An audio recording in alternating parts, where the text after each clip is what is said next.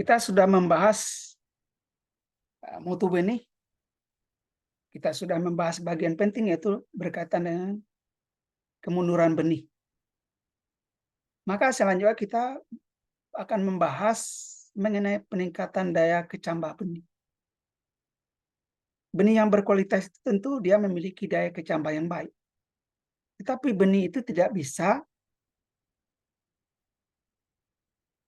secara alamiah meningkat daya kecambahan, tapi terjadi penurunan. Maka ada berbagai upaya untuk bagaimana peningkatan daya kecambah. Tentu diperlukan yang namanya perlakuan benih atau seed treatment. Nah, kenapa itu dilakukan? Karena produksi tanaman itu dipengaruhi oleh mutu benih. Barangkali sudah bisa jelaskan. Kemudian juga hama dan penyakit. Serta bagaimana upaya untuk mengendalikan dampak lingkungan yang lebih rendah terhadap penurunan mutu benih. Ya mungkin barangkali cara-cara yang konvensional dengan menggunakan yang namanya pestisida.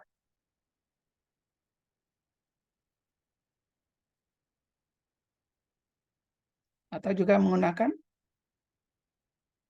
mesin-mesin pertanian untuk memudahkan dalam penanganannya.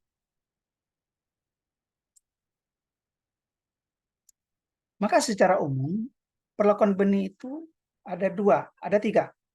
Ada namanya thermal treatment, priming seed, dan coating atau plating seed. Ini semuanya adalah dalam rangka bagaimana benih-benih yang disimpan itu, atau benih-benih yang mengalami dormansi itu, baik secara alamiah ada, maupun yang diinduksi, bisa tetap menghasilkan daya kecambah yang baik. Yang pertama kita lihat dari perlakuan suhu atau thermal treatment. Jadi thermal treatment itu atau perlakuan dengan suhu tinggi, yang pertama dengan suhu tinggi atau dry heat treatment, ini dilakukan adalah untuk yang pertama tentu berkaitan dengan pengendalian patogen yang barangkali terbawa oleh benih seperti jamur, bakteri, dan nematoda dan sebagainya. Dengan penekanan dengan perlakuan suhu tinggi diharapkan jamur, bakteri, virus, dan nematoda bisa dikendalikan.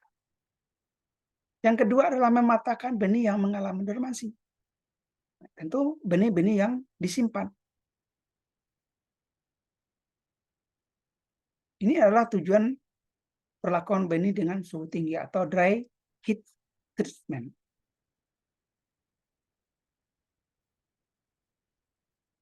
Yang kedua adalah pendinginan sebelum disemai atau pre-soiling chilling.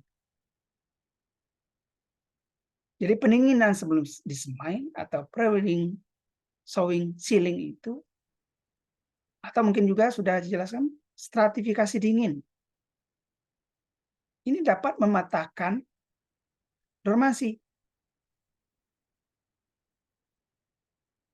Sekaligus bisa meningkatkan tingkat toleransi tanaman terhadap stres garam dan menjaga keseimbangan hormonal.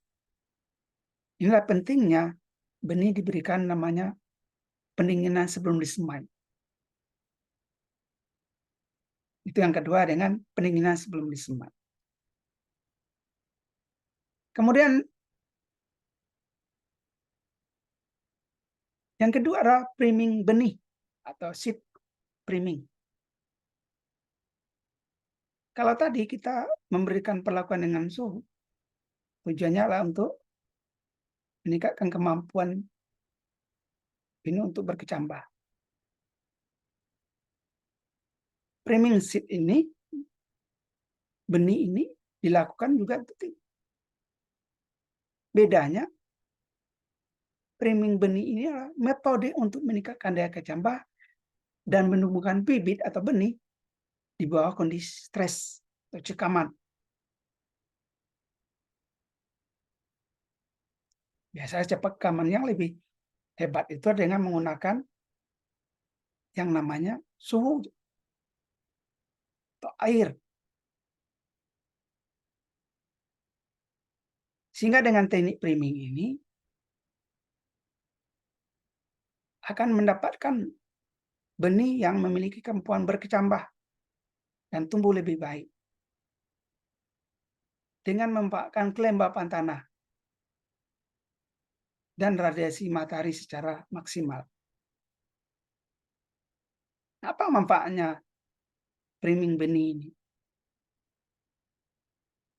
Manfaat priming benih ini untuk agar benih mampu mempercepat munculnya ridikula. Jadi ridikula itu adalah bakal akar pada perkecambahan. Karena yang pertama itu dalam sistem perkecambahan itu yang muncul adalah ridikula, baik itu pada tanaman dikotil maupun tanaman monokotil. Ada berapa bentuk priming benih itu atau priming itu? Ada yang disebut dengan hidropriming, ada osmopriming, ada matrix priming, dan ada humidification. Hidropriming adalah perendaman benih pada air sebelum dikecambahkan. Ada dua bentuknya. Yang pertama, penyemaian benih atau on-farming priming. Ini biasa dilakukan oleh petani. Jadi petani itu menyemai benih dengan merendam sekitar 8-12 jam. Kemudian benih selanjutnya dikeringkan selama 15-30 menit. Itu lama perendaman benih, itu juga tergantung dari jenisnya. Kalau padi itu 24 jam. Kalau gandum dan barley itu 12 jam. Kalau padi gogo itu sekitar 16-18 jam. Sorghum itu sekitar 10 jam. Buncis atau kacang hijau sekitar 8 jam. Jadi kuncinya adalah dengan perendaman. Kemudian dilanjutkan dengan pengeringan selama 15-30 menit. Ini cara yang barangkali dilakukan oleh petani. Kemudian ada pengerasan berulang, hardening. Jadi ini diberikan perendam benih berulang dalam air. Kemudian anginkan. Dikeringkan kembali. Maka terjadi siklus hidrasi dan dehidrasi secara berulang-ulang. Dapat 2 kali, 3 kali, dan seterusnya. Tergantung dari benihnya. Ya, kalau benihnya sudah disimpan lama, dia harus di-streskan, kan? Harus dikejutkan. Jadi priming itu sebetulnya kan memberikan efek kejut pada benih supaya dia bisa berkecambah. Pertama ada benih-benih yang sudah disimpan lama, dia membutuhkan teknik pengerasan berulang atau hardening ini. Kemudian yang berikutnya osmopriming.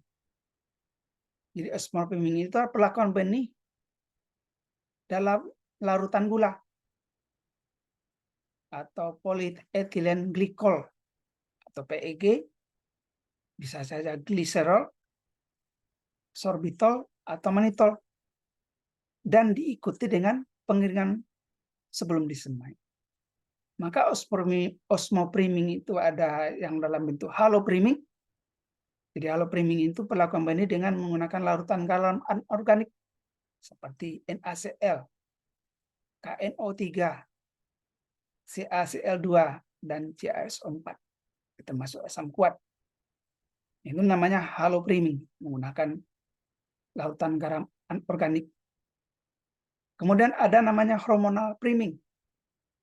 Jadi ini ada perlakuan benih dengan hormon. Contoh ada asam salisilat, asam askorbat, kinetin, dan lain-lain. Ini adalah beberapa jenis hormon yang mampu mendorong perkecambahan. Kemudian ada namanya matrix priming. Jadi matrix priming ini benih diinkubasi pada media padat. yang tidak dapat larut, apakah tanah liat atau vermikulit yang sering digunakan untuk media benih dengan kandungan air terbatas. Jadi media padat dia bisa menggunakan lumpur padat, karung goni, tanah gambut, dan sebagainya. Nah, tujuannya tentu untuk bagaimana benih itu bisa mampu menyerap air. Nah, biasanya benih-benih ini adalah benih yang berukuran kecil, yang susah untuk menyerap air pada kondisi biasa.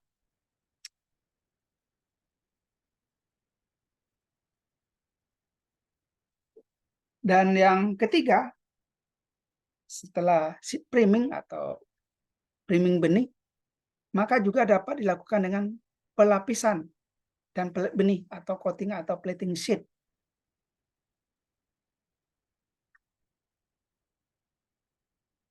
Yang pertama, kalau kita lihat pelapisan benih atau coating seed, jadi melapis permukaan benih dengan bahan yang mengandung zat aktif seperti fungisida.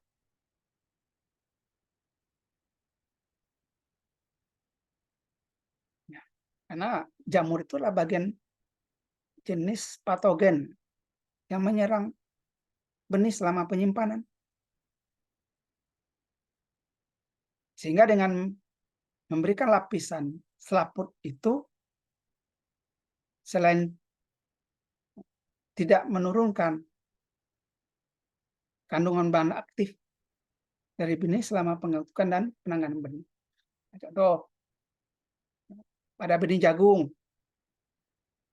diberikan yang namanya fungisida, itu warnanya biasa kan ada warna ungu. Nah, itu pelapisan benih namanya. Jadi biasa menggunakan bahan-bahan aktif fungisida ya, untuk melindungi benih dari jamur.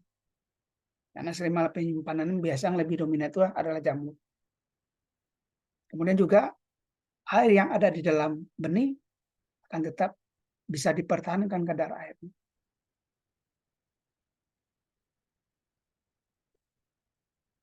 Kemudian yang kedua adalah pelet benih atau plating seed. Nah, ini benih-benih yang berukuran kecil.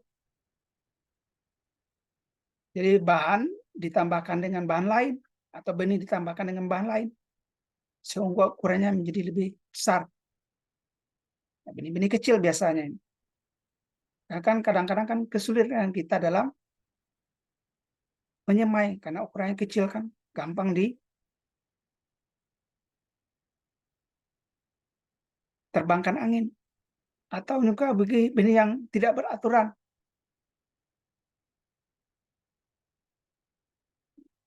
Ini akan mempengaruhi bagaimana kita menyemai. Maka dilapisi seperti pelet ya, sehingga benihnya menjadi berat, mudah dalam menyemainya. Tentu caranya adalah dengan menggunakan alat.